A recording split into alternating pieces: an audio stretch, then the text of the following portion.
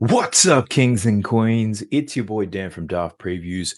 I've got another 4 picks which I've already put down, which I'm going to take you through today. If that sounds interesting, let's go. Sub to the channel cause your boy's getting busy. Coming to you live from the west side of Sydney. We've got the free picks and the juice and the daily. It's all free, you don't even have to pay me. Before we jump into the picks, we've got to recap the day that was. I shared 4 bets with you guys yesterday. We go 2-2 on those. Hooked on the 2 that we lost. VIP, even worse, 7.47 units under, and it was Hook City today. We got hooked on 3 straight bets. We got hooked on a value play. Man, it felt like I fought with Mike Tyson today, and I'm feeling it. But look, the way that I see it is we've had some good luck as of late the last few days. So getting unlucky with a couple of these hooks is the world just balancing things out.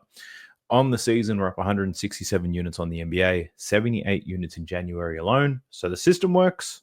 Not going to win every single day. We're going to stay patient, stick to the process. It's a good learning. When you lose bets, you tend to pick up more things, and that's how you get better over time. But let's talk about the ones that I did lose first. 3 on 8 on my straight bets. It blew my mind when I was doing my recap. 3 of 8. Crazy. Isaiah Hartenstein, let's talk about it. Over 22.5 points and rebounds. It was comical. That was the final game of the day. And to finish it on a hook, the way that it all happened after what was already happening on that day was just, you could only laugh, right? He was 2 from 10 from the field. He had 18 rebounds. I was saying in the Discord that I needed 20 rebounds in order to cash his PR because he wasn't shooting nothing. And I hate that I didn't take the rebounds on its own. That's what he's on the team to do. I don't even know why I took the points plus rebounds. Well, I do know why, but I'm kicking myself for not just taking the boards. It was the most simplest play ever. But Isaiah Hartenstein also has his worst shooting performance of his career, I think, when he takes more than 7 shots. So that sucked. Karl Anthony Towns, over 15.5 rebounds and assists. He had 11 rebounds and assists at halftime. I thought this was going to be sweat-free. He finishes with 15. So Cat does what Cat does. Found foul trouble, got a little bit injured. The minute he got a little bit injured, he turned into this big pussy cat. Look, at the end of the day, I made the pick. Can't blame nobody, but man, that was frustrating. I also took Bam Adebayo over 9.5 rebounds. I thought the read was good for this one. But once the game started to really get out of hand, Miami started to give up. Mentally, you could see that he checked out. He was just doing cardio out there. He was defending on the perimeter the whole time. Like, it was strange. I didn't hate the bet, but it sucks that we got hooked. I took Michael Porter Jr. over 5.5 rebounds. He had 2 fouls in the first 4 minutes. He lacked aggression for the rest of the game. Didn't see the amount of minutes I thought he would have, but even if he did, he wasn't going to cash out anyway. And then Scotty Barnes over 6.5 assists. This is like the second time in the last, 2 weeks that he's got me with this exact same play, and it sucks. It was a blowout. I didn't even think actually, I thought the blowout could happen, but the spread was so close in this game. The fact that the Raptors blew the Wizards out, that sucked because it killed 2 of my bets. I think the one takeaway from this, and this is the key learning here, is if Davion Mitchell's projected to play big minutes and Emmanuel Quickly's not there, then Scotty Barnes' assists, not as safe as they used to be. The other loser on the day, Nikola Jovic, over 20.5 points, rebounds, and assists. He finishes with 19. He does play the minutes I expected him to play, but he shoots well below his average. He was 1 from 5 from deep. I honestly didn't hate that bet. The chance was there to cash it. Then we had Jonas Valanciunas over his PRA. That was a blowout. That was against the Raptors. He didn't see the minutes I thought he would. The Wizards, they're pretty much always about risk. Doesn't matter who they play, so I've got to keep that in mind. And then once the news came out on the lineups for the Cavs, Ty Jerome, I took him over 2.5 3-pointers made. He played the minutes I expected. He scored 20 points in this game. He played so well. Unfortunately, he shoots 2 from 8 from downtown, and we needed 3 of those to hit. It was a plus money play. This happened to me with the Jalen Green bet not too long ago. I bet he's over 2.5 threes. He doesn't hit that, but he scored like 20-something points.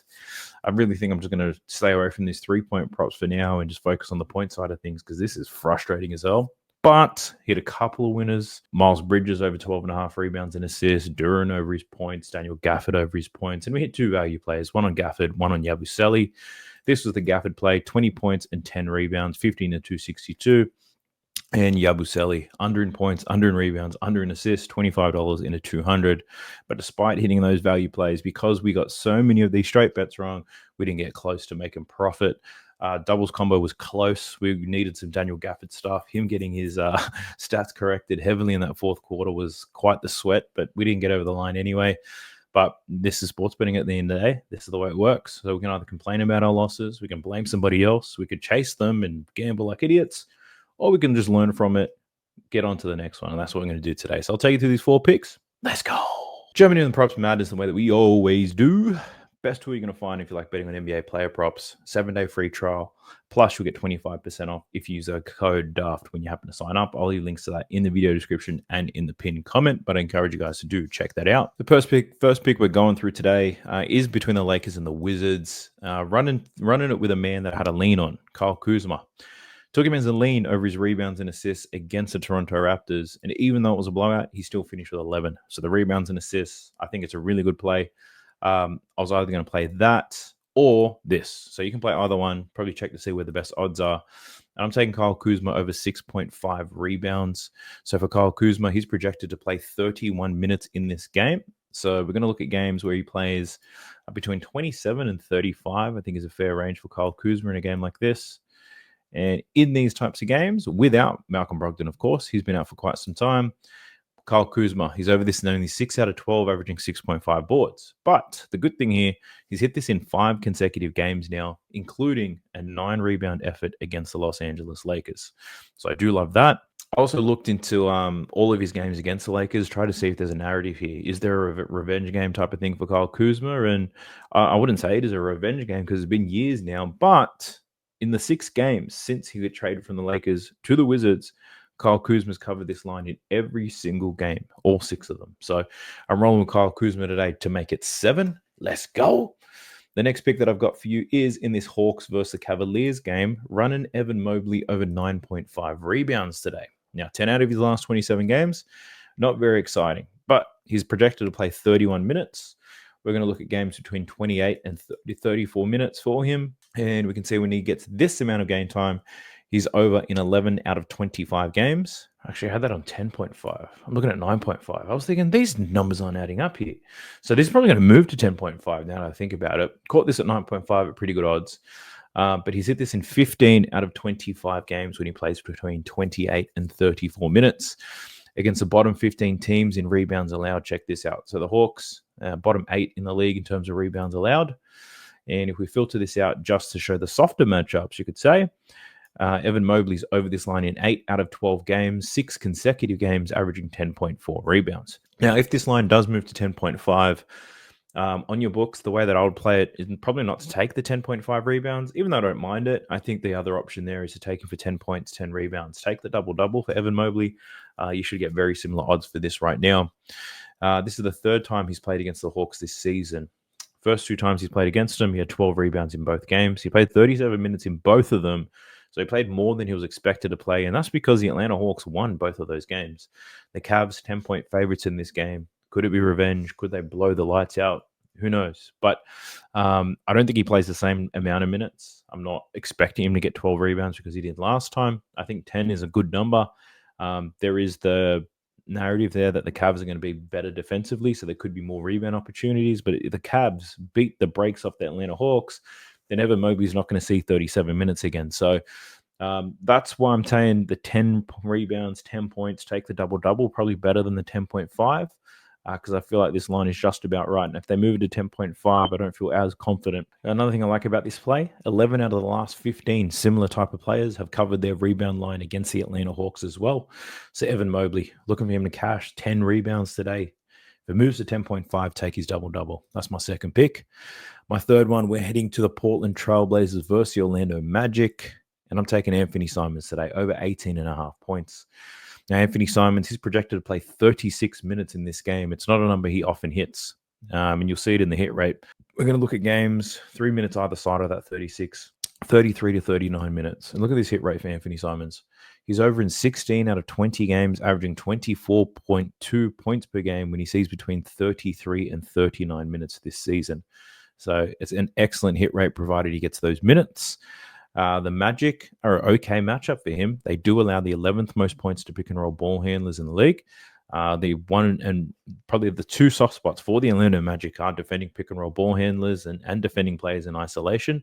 So Anthony Simons can definitely get his shot off here. The Magic do play in a bit of drop coverage as well. So moving around screens, he's going to be able to find his shot. He also played the Orlando Magic a week ago, I believe. Yeah, he scored 21 points against the Orlando Magic a week ago. He only played 32 minutes in that game because it was a 22-point blowout. Would have played more had it been closer, but he blew them out. The spread in this game is 5.5 points. The Magic are favorites in this one. I think Anthony Simon sees more minutes. I think he takes advantage of this matchup. And if he sees the minutes, I think he's going to get some buckets today. So Anthony Simon, I took him over 18.5. This will move to 19.5. Or would I still take it there? Then yeah, I would. I'd take him for 20 points for sure. I do like it, provided that the Trailblazers can keep this close and he sees his minutes. I feel really confident about his ability about cracking that line. The last one I want to take you through is Ja Morant, and this is a real straightforward one because I bet it last time these guys played. Pretty much, there's two ways you can approach this for Ja Morant. It's got nothing to do with all these graphs. It's pretty much how the Houston Rockets play defense, and you can see it in the head-to-head matchups, right? He scored 24, 27, 29. His line's at 22.5 right now. I definitely lean to the over here for Ja Morant to get some points against Houston. And that's because the Houston Rockets, they give up a lot of points to the pick and roll ball handlers, and they'll give up a lot of points in isolation. If anything, they force players like Ja Morant to play in isolation. They're going to stay home with shooters. They're not going to give up many wide open threes. They're going to funnel Ja Morant into the paint, and he's going to take a whole lot of layups today. Does he make them? I hope so, because I do like his over. But the pivot to that is if you don't feel confident in taking his over in points, then you can take a look at under in his assists, because these are all correlated. Doesn't get many assists because of the way the Houston Rockets play defense. Now, Ja Morant on the season's averaging 6, 7, 8 assists, something like that. In 3 games against the Houston Rockets, he's averaging 3 assists per game. His potential assists, 6, 9, and 10, right? With those potential assists, the most he's probably going to get is 5. Well, not even. The most he's gotten was 4. But what I'm saying there is they're not going to put him in a position where he's going to be able to get many assists based on the way the Houston Rockets play defense. He will get assists in transition, perhaps. He might get a lob or two, but a high assist game is unlikely for Ja Morant. This line open at 7.5. You can get a 7.5, but it's still juiced to the max. 6.5 is probably your best bet, and you can get that under for plus money. And honestly, I don't hate that. But if you're fortunate enough to catch a 7.5, well, good on you. But those are the two looks for Ja Morant. You can either look at the over in points, look at the under in the assists. They're correlated. And you know what? You can do what I did. It's a value play. You can put them together if you really wanted to. But that's a good look on Ja Morant. But it's also going to be a popular play. So his points line, I expect to move. Opened at 19.5 points. It's at 22 already. And his assist line opened at 7.5. I can see this getting to 5.5, depending on how heavy the public goes. So that's my Ja Morant looks for you. Pumping the brakes real quick to ask you to like the video, subscribe to the channel. You know what it is. Also, if you're interested in getting VIP, I'll leave a link to that in the pinned comment and in the video description. But if you just want to get the straight picks, I've got a lot more in there. It's $1 a day. Feel free to check that out. A lot of you guys have been loving it. Very thankful. Not everybody has a traditional sports book where they can do same game parlays and stuff. You're stuck on the DFS stuff and you just want to see all my picks, then you can sign up for that for $1 a day. It's really up to you. I'll leave a link for that too. I'm going to take you through a couple of leans. Not too many. It is a smaller slate, but these are leans where I was close to betting on them. I might still bet on them. We'll see where we go, but I thought I'd share them all with you anyway. Let's go. All right, my first lean whilst we're in the Rockets versus the Grizzlies games was on Desmond Bane. And I was looking at over 17.5 points for Desmond Bane. He's got a great hit rate here. Desmond Bane, he's projected to play 33 minutes in this game. If we look at games between 30 and 36 minutes to see a bigger sample size of data here for Desmond Bane, check out this hit rate. It's absolutely amazing. 14 out of 18 games, he's gone over 17.5 points. If we look at the games just with Ja Morant playing the same amount of minutes, he's over this line in 8 out of 11, averaging 19.4 points per game. One of those games happened to be against the Houston Rockets. Now, speaking about the Houston Rockets, let's take a look at that matchup. He's gone over this line in 1 out of the 3 games. But remember, I said he's projected to play 33 minutes. He only played that volume of minutes once, and that's the game where he went over. The 2 games where he went under, 17 and 16 points, 29 and 27 minutes. I'm expecting him to play more minutes than that, which is why I do like his over. One thing I also noticed is this game, January 10th, where he scores 16 points. I think he scored most of those points in the second half, like 14 points in the second half, which is why I liked him to go over the following game, because it looked like he figured it out, how he can score against his team. He went over with 25. Desmond Bane, very much the same as Ja Morant. They're going to force him to score. They're not going to let him create for anybody else. They're not going to let him catch and shoot. So you're going to see Desmond Bane on the ball a lot more in more pick and roll situations, attacking the basket, getting some mid-range shots in. So Desmond Bane, I do like his over in points. The main reason I'm not playing that is because I'm already playing Ja Morant. I don't want to take 2 guys. That's not a correlation. Both of them going over their points line. If anything, if there's a blowout, you're guaranteed to lose both bets. So I don't want to put myself in that situation, but I do like the angle here for Desmond Bain. So if you don't like betting on Ja Morant or that line's moved too far, Desmond Bain can give you another option. The other one is also within this game, and we're looking at Armin Thompson. So I was looking at his over in points and assists.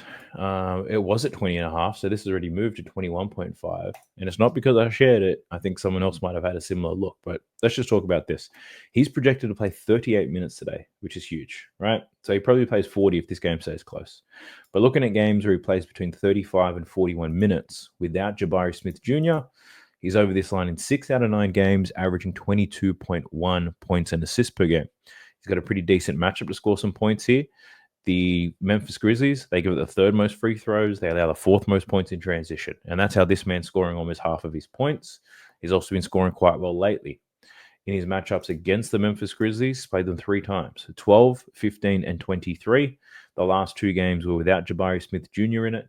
This first game where he scored 15 points, he has a bit of foul trouble there guarding Ja Morant. Only got 36 minutes, 10 points. 15 points. And then 15 points and assists. Then the following game, plays 41 minutes, scores 19 points, gets 4 assists, and covers this line. I'd expecting something similar to those last 2 games. So I think it's going to be close. It's going to be tight. But I also like the fact that Amon Thompson had a very slow game here against the Atlanta Hawks. That was the one game that I predicted he would be. But I think he gets a lot more game time here and he sees a lot more opportunity. You could look at his PRA. You could look at his rebounds. Heck, just take a look at it. I think Amon Thompson can come to play today and he can definitely rack up some points. Some other looks that I had, I don't have these ones written down, but what was I considering? I was looking at Austin Reeves purely because Anthony Davis is not going to be there. Now, I didn't take any bets on this because without Anthony Davis, Austin Reeves doesn't necessarily play much better. So there was no correlation there at all. Austin Reeves with and without Davis. I looked at Fantasy Labs and it's crazy how accurate some of these books are. I looked at Fantasy Labs and I looked at Austin Reeves, Rui Hachimura, Max Christie, Jackson Hayes on the court together because I'm not sure if LeBron's going to play. Taking off D'Angelo Russell, Anthony Davis, projected his minutes, 36 minutes. And in 36 minutes, that projection site had his PRA at like 32, 20 points, 6 rebounds, 6 assists, something like that. And then I looked at his PRA for this game, and his PRA is at 31.5 or 32.5. Like, it's crazy how sharp, even though I use all those tools to project a number, the books already have that line predicted. So I thought it was pretty cool, but ultimately, man, I wasn't going to take the bet. The angle you could look at, though, is his assists, 6.5 assists, pretty decent odds everywhere. You could take a look at that. He hasn't been consistent in this. Did have 8 assists last time he versed the Washington Wizards. His assists without Davis, there's a very small sample size, is what I'm saying. So Austin Reeves, I did consider that. LeBron James, I did like his points prop in this, but I don't know if he's going to play. He's questionable. And the angle here is that he's been really good without AD. 3 games without AD, 39, 38, 29. He's got a great matchup to score points here against Washington. They allow the 3rd most points in transition. Pretty much most of Bron's key play types of scoring points. Washington's going to give it to him. So I do like that for LeBron. He only scored 21 points last time they played in 36 minutes. The volume was there. Did get to the free throw line. He's been a bit passive. They were up 20. I think that's fine. But that's another lean that I had. Other leans in Hawks versus the Cavs. I really want to take a look at some bench plays just in case there is a blowout. Probably look at the Cavs bench to see who's projected to get more time, who's in and who's out. So really just waiting on lineups. This Atlanta team is doo-doo. There's nothing in there that excited me for the first time in a long time. Timberwolves versus the Jazz. This is another one where I'm waiting. The Jazz, they've got a lot of game time decisions.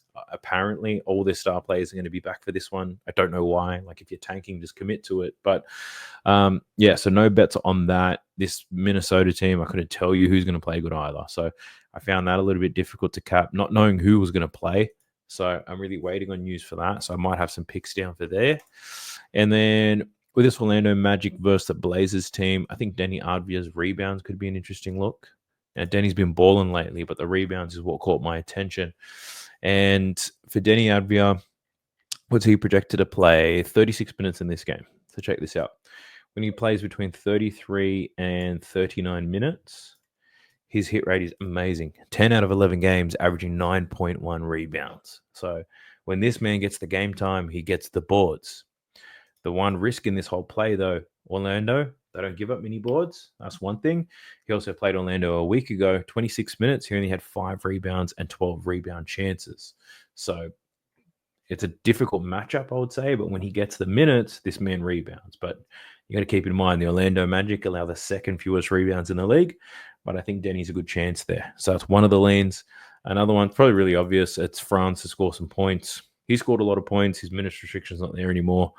Let's go. That's pretty much France. He scored 20 points against Portland a week ago, but that was a blowout. France only plays 24 minutes.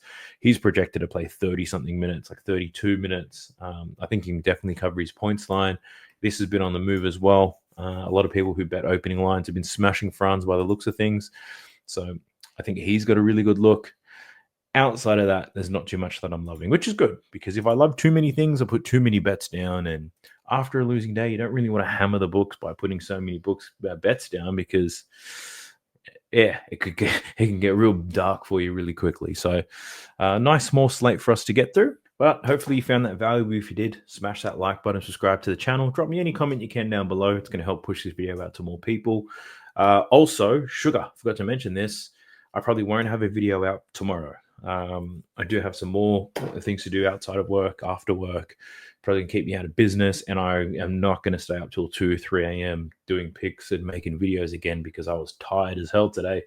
I won't be doing that. So for those of you who are on the winnable, on the straight picks, VIP, whatever, you'll still get all your bets, business as usual. Probably just get them a little bit later, but I'm not going to commit to doing a video and all those picks after spending the night out after work. So probably not going to have a video tomorrow. So please don't flood my emails, hit me up on Discord, ask me for videos. Where is it at? When's it coming? Because it's probably not. I'll be back the following day, and then hopefully it's business as usual after that. But I appreciate you all if you made it this far. I'll catch you guys in the next one. Peace. Sub to the channel cause your boy's getting busy. Coming to you live from the west side of Sydney. We've got the free picks and the juice on the daily. It's all free, you don't even have to pay me.